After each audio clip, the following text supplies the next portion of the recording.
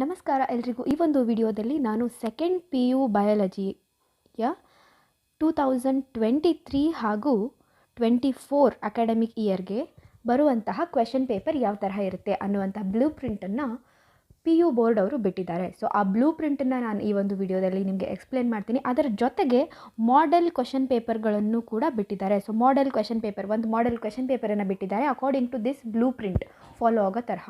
So ಆ ಒಂದು question ಪೇಪರನ್ನು ಕೂಡ ನಾವು ಡಿಸ್ಕಸ್ ಮಾಡೋಣ. ಅದರ ಜೊತೆಗೆ ಬ್ಲೂ ಪ್ರಿಂಟ್ ಯಾವ ತರಹ ಚೇಂಜ್ ಆಗಿದೆ ಅನ್ನೋದನ್ನು ಕೂಡ ನಾವು ನೋಡೋಣ. ಯಾಕಂತಂದರೆ ಈ ವರ್ಷ ನಿಮಗೆ 3 ಚಾಪ್ಟರ್ಗಳನ್ನು ರೆಡ್ಯೂಸ್ ಮಾಡಿದ್ದಾರೆ. ಹಾಗಾಗಿ ಸೆಕೆಂಡ್ PUCಯಲ್ಲಿ ಬಯಾಲಜಿಯ 3 ಚಾಪ್ಟರ್ನ ರೆಡ್ಯೂಸ್ ಮಾಡಿದ್ದಾರೆ. ಹಾಗಾಗಿ ಮಾರ್ಕ್ಸ್ಗಳು ಕೂಡ ರೀಅಲೋಕೇಟ್ ಆಗಿದೆ. ಓಕೆ, ಸೊ ಪ್ರತಿಯೊಂದು ಚಾಪ್ಟರ್ ಮೇಲೆ ಬರುವಂತಹ ಮಾರ್ಕ್ಸ್ ಎಷ್ಟು ಅನ್ನೋದು ಕೂಡ ರೀಅಲೋಕೇಟ್ ಆಗಿದೆ. ಅದನ್ನು ಕೂಡ ಈ ಒಂದು ವಿಡಿಯೋದಲ್ಲಿ ನಾವು ನೋಡೋಣ. ಅದರ ಜೊತೆಗೆ ನಿಮ್ಮ ಮಿಡ್ ಟರ್ಮ್ ಎಕ್ಸಾಮ್ಗೆ ಆಗಿರ್ಬೋದು ಅಥವಾ ಆ್ಯನ್ಯುವಲ್ ಎಕ್ಸಾಮ್ಗೆ ಆಗಿರ್ಬೋದು, ಸೆಕೆಂಡ್ PUCಯ ಆ್ಯನ್ಯುವಲ್ ಎಕ್ಸಾಮ್ಗೆ ಯಾವ ತರಹ ಬರುತ್ತೆ ಕ್ವೆಶನ್ ಪೇಪರ್ ಅನ್ನೋದನ್ನು ಈ ಒಂದು ವಿಡಿಯೋದಲ್ಲಿ ನೋಡೋಣ. ನಿಮ್ಮ ಫ್ರೆಂಡ್ಸ್ಗೂ ಕೂಡ ಶೇರ್ ಮಾಡಿ ಸೊ ದ್ಯಾಟ್ ಈ ಮಾಹಿತಿ ಅವ್ರಿಗೂ ಕೂಡ ತಲುಪುತ್ತೆ.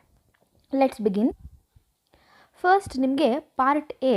ಓಕೆ, ಸೊ ಪಾರ್ಟ್ ಎನಲ್ಲಿ MCQ ಮತ್ತು ಫಿಲ್ ಇನ್ ದ ಬ್ಲ್ಯಾಂಕ್ಸ್ ಇರುತ್ತೆ. So 15 fill in the blanks ಕೊಡ್ತಾರೆ, 15 MCQ ಕೊಡ್ತಾರೆ, 5 ಫಿಲ್ ಇನ್ ದ ಬ್ಲ್ಯಾಂಕ್ಸ್ ಇರುತ್ತೆ. ಸೊ ಟೋಟಲ್ ಆಗಿ 20 ಮಾರ್ಕ್ಸ್ ನಿಮಗೆ ಈ ಒಂದು ಪಾರ್ಟ್ ಎನಲ್ಲಿ ಬರುತ್ತೆ. ಓಕೆ, ಸೊ ಅವೆಲ್ಲ ಕಂಪಲ್ಸರಿ, ಅದರಲ್ಲಿ ಆಪ್ಷನ್ಸ್ ಇರೋದಿಲ್ಲ. 15ಕ್ಕೆ 15 MCQ ಅಟೆಂಪ್ಟ್ ಮಾಡಬೇಕು, 5ಕ್ಕೆ 5 ಫಿಲ್ ಇನ್ ದ ಬ್ಲ್ಯಾಂಕ್ಸನ್ನು ಕೂಡ ಅಟೆಂಪ್ಟ್ ಮಾಡಬೇಕು. ಸೊ ಕ್ವೆಶನ್ ಪೇಪರ್ ಹೇಗಿರುತ್ತೆ ಅಂತ ಆಮೇಲೆ ನೋಡೋಣ. ನೆಕ್ಸ್ಟ್ ಪಾರ್ಟ್ ಬಿನಲ್ಲಿ ನೋಡೋದಾದರೆ ನಿಮಗೆ ದಟ್ ಈಸ್ 2 ಮಾರ್ಕ್ಸ್ನ ಕ್ವೆಶನ್ಸ್. ಓಕೆ, ಸೊ 2 ಮಾರ್ಕ್ಸಿಂದ 8 ಕ್ವೆಶನ್ಸನ್ನು ಅವರು ಕೇಳ್ತಾರೆ. ಓಕೆ, ಸೊ 8 ಕ್ವೆಶನ್ಸನ್ನು ಕೇಳ್ತಾರೆ, ಆದರೆ ನೀವು ಬರಿಬೇಕಾಗಿರುವಂಥದ್ದು ಕೇವಲ 5. Okay, so 5 ಕ್ವೆಶನ್ಸನ್ನು ಬರಿಬೇಕಾಗುತ್ತೆ. ಸೊ ನಿಮಗೆ 5 × 2 ಅಂದರೆ 10 ಮಾರ್ಕ್ಸು ನಿಮಗೆ 2 ಮಾರ್ಕ್ಸ್ನ ಕ್ವೆಶನ್ಸ್ ಇರುತ್ತೆ. ಸೊ ಕ್ವೆಶನ್ ಪೇಪರ್ ನೋಡುವಾಗ ನಾನು ನಿಮಗೆ ಅದನ್ನೆಲ್ಲ ಹೇಳ್ತೀನಿ, ಎಷ್ಟು ಕ್ವೆಶನ್ಸ್ ಕೊಡ್ತಾರೆ, ಅದರಲ್ಲಿ ಎಷ್ಟು ಬರಿಬೇಕು ಅನ್ನೋದನ್ನು ಹೇಳ್ತೀನಿ. ಓಕೆ, ಸೊ ನಿಮಗೆ ನೆಕ್ಸ್ಟ್ ಪಾರ್ಟ್ ಸಿಯಿಂದ ನೋಡೋದಾದರೆ 3 ಮಾರ್ಕ್ಸ್ನ ಕ್ವೆಶನ್ಸ್ ಇರುತ್ತೆ. ಅದರಲ್ಲೂ ಕೂಡ ನಿಮಗೆ 8 ಆಪ್ಷನ್ಸನ್ನು ಕೊಟ್ಟಿರ್ತಾರೆ. ನೆಕ್ಸ್ಟ್ ಪಾರ್ಟ್ ಡಿನಲ್ಲಿ ಮೊದಲನೇ ಪಾರ್ಟ್ ಮತ್ತು ಎರಡನೇ ಪಾರ್ಟ್ ಅಂತ ಇರುತ್ತೆ. ಓಕೆ, ಸೊ ಒಂದು ಪಾರ್ಟ್ ಡಿಯ ಒಂದು ಪಾರ್ಟ್ ಮತ್ತು ಪಾರ್ಟ್ ಡಿಯ ಇನ್ನೊಂದು ಪಾರ್ಟ್ ಇರುತ್ತೆ. Okay, that is long answers. ಇದು ಅಂದರೆ 5 ಮಾರ್ಕ್ಸ್ನ ಕ್ವೆಶನ್ಸ್. ಓಕೆ, ನೋಡಿ ಇವು 1 ಮಾರ್ಕ್ನ ಕ್ವೆಶನ್ಸ್, ಇದು 2 ಮಾರ್ಕ್ನ ಕ್ವೆಶನ್ಸ್, 3 ಮಾರ್ಕ್ನ ಕ್ವೆಶನ್ಸ್ ಮತ್ತು ಇದೆರಡು ಕೂಡ 5 ಮಾರ್ಕ್ನ ಕ್ವೆಶನ್ಸ್ ಆಗಿರುತ್ತೆ. ಓಕೆ, ಸೊ ಆ 5 ಮಾರ್ಕ್ನ ಕ್ವೆಶನ್ಸಲ್ಲಿ ಅಗೇನ್ 8 ಕೊಟ್ಟಿರ್ತಾರೆ. ಯೂಶ್ವಲಿ ಇದು ಡಿಸ್ಕ್ರಿಪ್ಟಿವ್ ಟೈಪ್ ಇರುತ್ತೆ, ಅಂದರೆ ಎಕ್ಸ್ಪ್ಲೇನ್ ಮಾಡುವಂತಹ ಕ್ವೆಶನ್ಸ್ಗಳನ್ನು ಕೊಟ್ಟಿರ್ತಾರೆ. ಯೂಶ್ವಲಿ ಡೈಗ್ರಾಮನ್ನು ಕೇಳಿರ್ತಾರೆ. ಕ್ವೆಶನ್ ಪೇಪರನ್ನು ನೋಡೋಣ, ಚೇಂಜಸ್ ಏನಾದರೂ ಇದ್ದರೆ ನಾನು ಹೇಳ್ತೀನಿ. ಅದರ ಟೋಟಲ್ ಆಗಿ ನಿಮಗೆ 115 ಮಾರ್ಕ್ಸ್ಗೆ ಕ್ವೆಶನ್ ಪೇಪರ್ ಇರುತ್ತೆ. ಓಕೆ, ಸೊ ಟೋಟಲ್ ಆಗಿ 115 ಮಾರ್ಕ್ಸ್ಗೆ ಕ್ವೆಶನ್ ಪೇಪರ್ ಇರುತ್ತೆ. ಬಟ್ ನೀವು ಬರೀಬೇಕಾಗಿರುವಂತಹದ್ದು only 70 marks. Okay, so 70 marks ಮಾತ್ರ ನೀವು ತೊಗೊಳ್ಬೇಕು. 115 ಮಾರ್ಕ್ಸಿನ ಕ್ವೆಶನ್ ಪೇಪರನ್ನು ಅವ್ರು ಕೊಟ್ಟಿರ್ತಾರೆ, ಅಂದರೆ ಸಾಕಷ್ಟು ಆಪ್ಷನ್ಸ್ ಇರುತ್ತೆ ನಿಮಗೆ. ಓಕೆ, ಸೊ ಇದರಲ್ಲೆಲ್ಲ ಎಷ್ಟೆಷ್ಟು ಆಪ್ಷನ್ಸ್ ಇರುತ್ತೆ ಅನ್ನೋದನ್ನು ನೋಡ್ತಾ ಹೋಗೋಣ. ನೆಕ್ಸ್ಟ್ ನಿಮಗೆ ಚಾಪ್ಟರ್ ವೈಸ್ ಬ್ಲೂ ಪ್ರಿಂಟನ್ನು ನೋಡೋದಾದರೆ ಅವರು ಇಲ್ಲೆಲ್ಲ ಹಾಕಿರುವಂಥದ್ದು ಏನಂದರೆ ಜಸ್ಟ್ ಟೈಪ್ ಆಫ್ ಕ್ವೆಶನ್ಸ್ ಇದು. ಓಕೆ, ಸೊ ಮತ್ತು ಇದೇನು ಅಂತ ನೀವು ಕನ್ಫ್ಯೂಸ್ ಆಗಬೇಡಿ. ಇವೆಲ್ಲ ಟೈಪ್ ಆಫ್ ಕ್ವೆಶನ್ಸ್.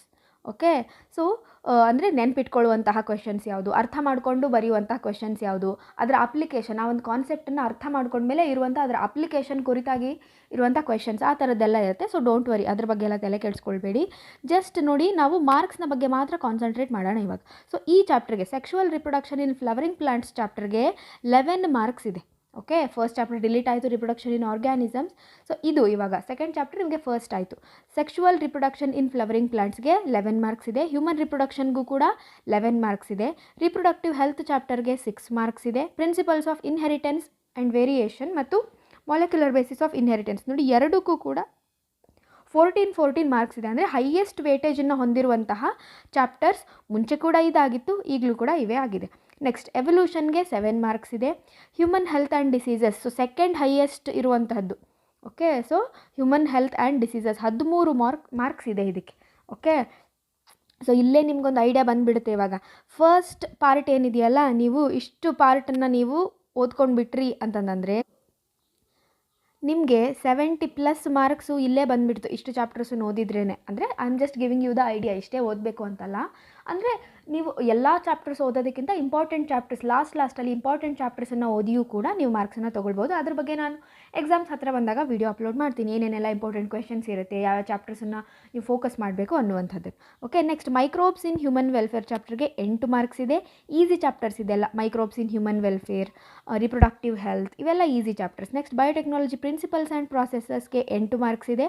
ಅಪ್ಲಿಕೇಶನ್ಗೆ 6 ಮಾರ್ಕ್ಸ್ ಇದೆ. ಆರ್ಗ್ಯಾನಿಸಮ್ಸ್ ಆ್ಯಂಡ್ ಪಾಪ್ಯುಲೇಷನ್ಗೆ 7 ಮಾರ್ಕ್ಸ್ ಇದೆ. ಎಕೋಸಿಸ್ಟಮ್ಗೆ 5 ಹಾಗೂ ಬಯೋಡೈವರ್ಸಿಟಿ ಆ್ಯಂಡ್ ಕನ್ಸರ್ವೇಷನ್ಗೂ ಕೂಡ 5 ಮಾರ್ಕ್ಸ್ ಇದೆ. ನೋಡಿ, ನಿಮಗೆ ಎನ್ವಿರಾನ್ಮೆಂಟಲ್ ಇಶ್ಯೂಸ್ ಚಾಪ್ಟರ್ನ ತೆಗೆದಿದ್ದಾರೆ, ರಿಪ್ರೊಡಕ್ಷನ್ ಇನ್ ಆರ್ಗ್ಯಾನಿಸಮ್ಸ್ ಚಾಪ್ಟರ್ನ ತೆಗೆದಿದ್ದಾರೆ, ಹಾಗೂ strategies for enhancement in food production, ಈ 3 ಚಾಪ್ಟರ್ಸನ್ನು ತೆಗೆದಿದ್ದಾರೆ. ಉಳಿದಿರುವಂಥ ಮಾರ್ಕ್ಸನ್ನೆಲ್ಲ ಈ ರೀತಿ ರಿಅಲೋಕೇಟ್ ಮಾಡಿದ್ದಾರೆ. ಓಕೆ, ನೋಡಿ, ನಿಮಗೆ ಇಂಪಾರ್ಟೆಂಟಾಗಿ 5 ಮಾರ್ಕ್ನ ಕ್ವೆಶನ್ಸ್ಗಳು ತುಂಬ ಇಂಪಾರ್ಟೆಂಟ್ ಆಗುತ್ತೆ ಅಲ್ವಾ. ಸೊ 5 ಮಾರ್ಕ್ನ ಕ್ವೆಶನ್ಸು ಯಾವ್ಯಾವ ಚಾಪ್ಟರಿಂದ ಬರುತ್ತೆ ಅಂತ ನೋಡೋದಾದರೆ, ಸೆಕ್ಷುವಲ್ ರಿಪ್ರೊಡಕ್ಷನ್ ಇನ್ ಫ್ಲವರಿಂಗ್ ಪ್ಲಾಂಟ್ಸಿಂದ ಒಂದು 5 ಮಾರ್ಕ್ಸ್ ಕ್ವೆಶನ್ ಇದೆ. ನೆಕ್ಸ್ಟ್ ಅದಾದ ನಂತರ ಹ್ಯೂಮನ್ ರಿಪ್ರೊಡಕ್ಷನ್ ಚಾಪ್ಟರಿಂದ ಒಂದು 5 ಮಾರ್ಕ್ಸ್ ಕ್ವೆಶನ್ ಇದೆ. ರಿಪ್ರೊಡಕ್ಟಿವ್ ಹೆಲ್ತ್ ಚಾಪ್ಟರಿಂದ 5 ಮಾರ್ಕ್ಸ್ನ ಕ್ವೆಶನ್ ಯಾವುದೂ ಬಂದಿಲ್ಲ. Next principles of inheritance and variation ಚಾಪ್ಟರಿಂದ ನಿಮಗೆ 2 5 ಮಾರ್ಕ್ಸ್ನ ಕ್ವೆಶನ್ಸ್ ಬರುತ್ತೆ. Okay, next molecular basis of ಇನ್ಹೆರಿಟೆನ್ಸಿಂದನೂ ಕೂಡ ನಿಮಗೆ 5 ಮಾರ್ಕ್ಸಿನ 2 ಕ್ವೆಶನ್ಗಳು ಬರುತ್ತೆ. ನೋಡಿ, ಇವೆರಡರಿಂದ 5 ಮಾರ್ಕ್ಸಿನ 2 ಕ್ವೆಶನ್ಸ್ಗಳು ಬರುತ್ತೆ, very very important. Next human health and diseases ಚಾಪ್ಟರಿಂದನೂ ಕೂಡ ನಿಮಗೆ 5 ಮಾರ್ಕ್ಸಿಂದ 2 ಕ್ವೆಶನ್ಗಳು ಬರ್ತಾ ಇದೆ. Okay, so again human health and ಡಿಸೀಸಸ್ಸಿಂದ. Next microbes in human welfare ಚಾಪ್ಟರಿಂದ ಒಂದು 5 ಮಾರ್ಕ್ಸಿಂದ ಕ್ವೆಶನ್ ಬರುತ್ತೆ. ಬಯೋಟೆಕ್ನಾಲಜಿಯ ಪ್ರಿನ್ಸಿಪಲ್ಸ್ ಚಾಪ್ಟರಿಂದ ಒಂದು ಬರುತ್ತೆ, ಅಪ್ಲಿಕೇಶನ್ನಿಂದ ಬರ್ತಾ ಇಲ್ಲ. ಆರ್ಗ್ಯಾನಿಸಮ್ ಆ್ಯಂಡ್ ಪಾಪ್ಯುಲೇಷನ್ ಚಾಪ್ಟರಿಂದನೂ ಕೂಡ ಒಂದು 5 ಮಾರ್ಕ್ನ ಕ್ವೆಶನ್ ಬರುತ್ತೆ. ಓಕೆ, ಉಳಿದ ಯಾವುದರಿಂದನೂ ಕೂಡ ನಿಮಗೆ 5 ಮಾರ್ಕ್ಸ್ನ ಕ್ವೆಶನ್ಸ್ಗಳನ್ನು ಕೇಳ್ತಾ ಇಲ್ಲ. ಓಕೆ, ಸೊ ಹಾಗಾಗಿ ಇವಿಷ್ಟು 5 ಮಾರ್ಕ್ಸಿನ ಇಂಪಾರ್ಟೆಂಟ್ ಚಾಪ್ಟರ್ಸ್ ಆಗಿದೆ. ಇನ್ನು ನೆಕ್ಸ್ಟ್ 1 ಮಾರ್ಕಿನ ಕ್ವೆಶನ್ಸ್ ಅಂತೂ ಆಲ್ಮೋಸ್ಟ್ ಪ್ರತಿ ಚಾಪ್ಟರಿಂದ ಒಂದೊಂದು ಇದ್ದೇ ಇರುತ್ತೆ. ಅದರಲ್ಲೂ sexual reproduction in flowering plants ಚಾಪ್ಟರಿಂದ ನಾವು ನೋಡೋದಾದರೆ, ಸೆಕ್ಷುವಲ್ ರಿಪ್ರೊಡಕ್ಷನ್ ಫ್ಲವರಿಂಗ್ ಪ್ಲಾಂಟ್ಸ್ ಚಾಪ್ಟರಿಂದ ನೋಡಿ ಮೂರು 1 ಮಾರ್ಕ್ನ ಕ್ವೆಶನ್ ಇದೆ. ಅದು MCQ ಆಗಿರ್ಬೋದು, ಫಿಲ್ ಇನ್ ದ ಬ್ಲ್ಯಾಂಕ್ಸ್ ಆಗಿರ್ಬೋದು.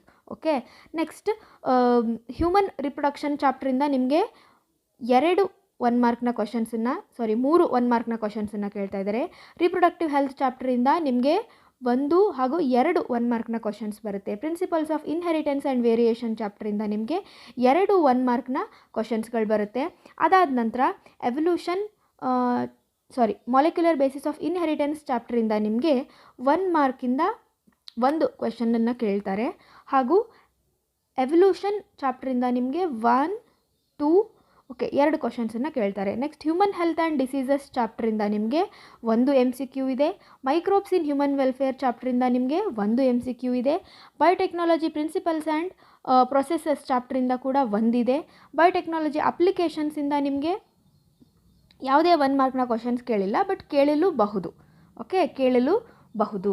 ನೆಕ್ಸ್ಟ್ ಆರ್ಗ್ಯಾನಿಸಮ್ಸ್ ಆ್ಯಂಡ್ ಪಾಪ್ಯುಲೇಷನ್ ಚಾಪ್ಟರಿಂದ ನಿಮಗೆ 1 2 ಕೇಳಿದ್ದಾರೆ. ಎಕೋಸಿಸ್ಟಮಿಂದ ನಿಮಗೆ 1 ಕ್ವೆಶನ್ ಕೇಳ್ತಾರೆ. ಬಯೋಡೈವರ್ಸಿಟಿ ಆ್ಯಂಡ್ ಕನ್ಸರ್ವೇಷನ್ ಚಾಪ್ಟರಿಂದನೂ ಕೂಡ 1 MCQವನ್ನು ಕೇಳ್ತಾ ಇದ್ದಾರೆ. ಓಕೆ, ಸೊ ಇನ್ನು ನೆಕ್ಸ್ಟ್ 2 ಮಾರ್ಕ್ 3 ಮಾರ್ಕ್ದು ಕೂಡ ಇದೇ ರೀತಿ ವೇರಿ ಆಗುತ್ತೆ, ನೀವು ನೋಡ್ಕೊಳ್ಬಹುದು. ಆ್ಯಂಡ್ ನೋಡಿ, ಈ question paper pattern. Okay, so question paper pattern ಬಗ್ಗೆ ಅವರು ಕೆಲವೊಂದಿಷ್ಟು ಡೈರೆಕ್ಷನ್ಸ್ಗಳನ್ನು ಕೊಟ್ಟಿದ್ದಾರೆ. ಯಾವ ತರಹ ಇರುತ್ತೆ ಅಂದರೆ ABCD 4 ಪಾರ್ಟ್ಸ್ ಇರುತ್ತೆ.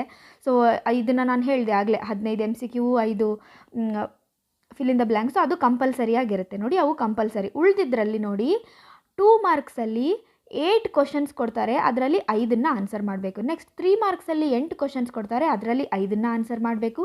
ನೆಕ್ಸ್ಟ್ ಪಾರ್ಟ್ ಡಿನಲ್ಲಿ ಅದರಲ್ಲಿ ಫಸ್ಟ್ ಪಾರ್ಟಲ್ಲಿ ನೋಡಿ 8 ಕ್ವೆಶನ್ಸ್ ಕೊಡ್ತಾರೆ, ಅದರಲ್ಲಿ ನೋಡಿ ನೀವು 4 ಕ್ವೆಶನ್ಸ್ಗಳನ್ನು ಆನ್ಸರ್ ಮಾಡಬೇಕು. ನೆಕ್ಸ್ಟ್ ಇನ್ನೊಂದು ಪಾರ್ಟಲ್ಲಿ 3 ಕ್ವೆಶನ್ಸನ್ನು ಅವ್ರು ಕೊಡ್ತಾರೆ, ನಾವು 1ನ್ನು ಮಾತ್ರ ಆನ್ಸರ್ ಮಾಡಬೇಕು. ಓಕೆ, ಅಂದರೆ ನೋಡಿ ಎಷ್ಟಾಯಿತು, 4 ಒಂದು ಪಾರ್ಟಲ್ಲಿ, ಇನ್ನೊಂದು ಸೆಕೆಂಡ್ ಪಾರ್ಟಲ್ಲಿ. ಓಕೆ, ಸೊ ಡಿ ಪಾರ್ಟಲ್ಲಿ ನಾವು ಟೋಟಲಾಗಿ 5 ಮಾರ್ಕ್ಸಿಂದ 5 ಕ್ವೆಶನ್ಸ್ಗಳನ್ನು ನಾವು ಅಟೆಂಪ್ಟ್ ಮಾಡಬೇಕಾಗುತ್ತೆ ಇಡೀ ಕ್ವೆಶನ್ ಪೇಪರಲ್ಲಿ. ಓಕೆ, ಗೊತ್ತಾಯ್ತಾ? ಇನ್ನು ನೆಕ್ಸ್ಟ್ ಕೆಲವೊಂದಿಷ್ಟು ಗೈಡ್ಲೈನ್ಸನ್ನು ಕೊಟ್ಟಿದ್ದಾರೆ. ಇದನ್ನು ಯಾಕೆ ಹೇಳ್ತಾ ಇದ್ದೀನಿ ಅಂತಂದರೆ ನಿಮಗೆ ಕ್ಲಿಯರ್ ಆಗಿಬಿಡುತ್ತೆ, ಕನ್ಫ್ಯೂಷನ್ಸ್ ಇರೋದಿಲ್ಲ. ಆಯಿತಾ? ಏನು ಅಂತಂದರೆ ನೋಡಿ, ಸಿಂಪಲ್ ಇರಬೇಕು ಕ್ವಶನ್ಸು, ಕನ್ಫ್ಯೂಸ್ ಆಗಬಾರ್ದು ಅಂತ ಹೇಳಿದ್ದಾರೆ. ಓಕೆ, ಇನ್ನು ನೆಕ್ಸ್ಟ್ ಯಾವ ತರಹ ಅವ್ರ ಕಾನ್ಸೆಪ್ಟನ್ನು ಹೇಳಿದ್ದಾರೆ ಅದೇ ತರಹದ ಕಾನ್ಸೆಪ್ಟಿಂದ ಕ್ವಶನ್ಸ್ಗಳನ್ನು ತೆಗಿಬೇಕು. ಹಾಗೂ ಪಾರ್ಟ್ ಡಿನಲ್ಲಿ ನಮಗೆ ಹೈಯರ್ ಆರ್ಡರ್ ಥಿಂಕಿಂಗ್ ಸ್ಕಿಲ್ ಇರುವಂತಹ ಕ್ವಶನ್ಸ್ಗಳನ್ನು ಫ್ರೇಮ್ ಮಾಡಬೇಕು. ಓಕೆ, ಅದ್ರ ಬಗ್ಗೆ ನೀವು ತಲೆ ಕೆಡಿಸ್ಕೊಳ್ಬೇಡಿ. 5 ಮಾರ್ಕ್ಸ್ನ ಕ್ವಶನ್ಸ್ಗಳನ್ನು ನಾನು ಹೇಳ್ತೀನಿ ಏನೇನೆಲ್ಲ ಇರುತ್ತೆ ಅಂತ ಹೇಳಿ. ಓಕೆ, ಆಮೇಲೆ ಆದಷ್ಟು ವೇಟೇಜ್ ಏನಿರಬೇಕು, ಪ್ರತಿ ಚಾಪ್ಟರ್ ಹಾಗೂ ಪ್ರತಿ ಯೂನಿಟ್ ಮೇಲೆ ಎಷ್ಟು ಇದೆ ಬ್ಲೂ ಪ್ರಿಂಟಲ್ಲಿ ಏನು ಕೊಟ್ಟಿದ್ದಾರೆ ಅದೇ ತರಹ ಕ್ವಶನನ್ನು ತೆಗಿಬೇಕು. ಇನ್ನು next at least 1 mark, 2 mark, 3 mark ಮತ್ತು 5 ಮಾರ್ಕ್ ಪ್ರತಿಯೊಂದು ಚಾಪ್ಟರಲ್ಲೂ ಕೂಡ ಬರೋ ತರಹ ನಾವು ಪಾಸಿಬಲ್ ಇರುವಂಥದ್ದನ್ನು ಕ್ವಶನ್ಸನ್ನು ತೆಗಿಬೇಕು. ಓಕೆ, ಫಾರ್ ಎಕ್ಸಾಂಪಲ್ ಇವಾಗ ನಾನು ಹೇಳಿದೆ ನಿಮಗೆ 13 ಮಾರ್ಕ್ಸ್ ಹೈಯೆಸ್ಟ್ ವೇಟೇಜ್ ಇದೆ, 14 ಮಾರ್ಕ್ಸ್ ಹೈಯೆಸ್ಟ್ ವೇಟೇಜ್ ಇದೆ ಅಂತ ಹೇಳಿದೆ ನಾನು, ಹೌದಾ? ಸೊ ಇಂತಹ ಚಾಪ್ಟರ್ಸಲ್ಲಿ ಏನು ಮಾಡ್ತಾರೆ, 1 ಮಾರ್ಕಿನ ಕ್ವಶನ್ನು ಬರುತ್ತೆ, 2 ಮಾರ್ಕಿನ ಕ್ವಶನ್ನು ಬರುತ್ತೆ, 3 ಮಾರ್ಕ್ದು ಬರುತ್ತೆ, 5 ಮಾರ್ಕ್ದು ಬರುತ್ತೆ. ಓಕೆ, ಸೊ ಈ ತರಹ ಎಲ್ಲ ಟೈಪ್ ಕ್ವಶನ್ಸನ್ನು ಅವ್ರು ತೆಗಿತಾರೆ. 14 ಮಾರ್ಕ್ಸ್ ಇದೆ ಅಂದ ತಕ್ಷಣ ಅವರು ಬರೀ 5 ಮಾರ್ಕ್ಸಿಂದ 2 ಕ್ವಶನ್ನು ತೆಗೆದುಬಿಟ್ಟು 2 ಮಾರ್ಕ್ಸಿಂದ 2 ಈ ತರಹ ತೆಗಿಯೋ ಹಾಗಿಲ್ಲ. ಬ್ಲೂ ಪ್ರಿಂಟ್ ಹೇಗಿದೆ ಅದೇ ತರಹ ಫಾಲೋ ಮಾಡಬೇಕು. ನೆಕ್ಸ್ಟ್ ಇಲ್ಲಿ ನೋಡಿ, ಇದು ಬಂತು. ಇವಾಗ 3 ಅಥವಾ 5 ಮಾರ್ಕ್ಸ್ ಕ್ಯಾರಿ ಮಾಡುವಂತಹ ಕ್ವಶನ್ಸನ್ನು ನಾವು ಸಬ್ ಕ್ವಶನ್ಸ್ ಆಗಿ ಸ್ಪ್ಲಿಟ್ ಮಾಡಬಹುದು, ಹೌದಾ? ಸೊ ಒಂದೇ ಕ್ವಶನನ್ನು ನಾವು ಏನು ಮಾಡಬಹುದು, ಎ ಬಿ ಅಂತ ಹೇಳಿ ಸ್ಪ್ಲಿಟ್ ಮಾಡಬಹುದು. ಆದರೆ ಆ ಸ್ಪ್ಲಿಟ್ ಮಾಡಿರುವಂಥ ಕ್ವಶನ್ಸ್ ಏನಾಗಿರಬೇಕು, ಸೇಮ್ ಕಾನ್ಸೆಪ್ಟ್ ಇರಬಹುದು, ಡಿಫ್ರೆಂಟ್ ಕಾನ್ಸೆಪ್ಟ್ ಇರಬಹುದು, ಬಟ್ ಸೇಮ್ ಚಾಪ್ಟರ್ ಆಗಿರಬೇಕು. Very very important. For example ನಾ 3 ಮಾರ್ಕ್ಸಿಂದ ಒಂದು ಕ್ವಶನ್ ತೆಗೆದೆ, ಎ ಬಿ ಅಂತ ಹೇಳಿ ಸ್ಪ್ಲಿಟ್ ಮಾಡಿದೆ ಅಂದರೆ ಆ ಎ ಮತ್ತು ಬಿ ಎರಡೂ ಕೂಡ ಒಂದೇ ಚಾಪ್ಟ್ರಿಂದ ಬಂದಿರಬೇಕು. ಒಂದು ಕ್ವಶನ್ ಒಂದು ಚಾಪ್ಟ್ರಿಂದ, ಇನ್ನೊಂದು ಕ್ವಶನ್ ಇನ್ನೊಂದು ಚಾಪ್ಟ್ರಿಂದ ತೆಗಿಯೋ ಹಾಗಿಲ್ಲ. ನೆಕ್ಸ್ಟ್ ಯೂಶ್ವಲಿ ಏನು ಮಾಡಿಬಿಡ್ತಾರೆ, ಡೈಗ್ರಾಮ್ ವಿತ್ ಎಕ್ಸ್ಪ್ಲನೇಷನ್ ಬರೀರಿ ಅಂತ ಕೊಡ್ತಿದ್ರು, ಹೌದಾ? ಬಟ್ ಇವ್ರು ಹೇಳಿದ್ದಾರೆ ಈ ರೀತಿ ಎಕ್ಸ್ಪ್ಲೇನ್ ವಿತ್ ಡೈಗ್ರಾಮ್ ಅನ್ನುವಂಥ ಕ್ವಶನ್ಸ್ ಇಲ್ಲ, ಓನ್ಲಿ ಡೈಗ್ರಾಮನ್ನು ಮಾತ್ರ ತೆಗಿಬೇಕು. ಓಕೆ, ಬರೀ ನೀಟ್ ಲೇಬಲ್ ಡೈಗ್ರಾಮನ್ನು ಮಾತ್ರ ಕೇಳುವಂಥ ಕ್ವಶನ್ಸ್. ನಿಮಗೆ explain anatropous ovule with neat label diagram ಈ ತರಹ ಇಲ್ಲ, ಕೊಟ್ಟರೆ ಬರೀ ಡೈಗ್ರಾಮನ್ನು ಕೊಡಿ ಅಥವಾ ಎಕ್ಸ್ಪ್ಲನೇಷನನ್ನು ಕೊಡಿ ಅಂತ ಹೇಳಿದ್ದಾರೆ.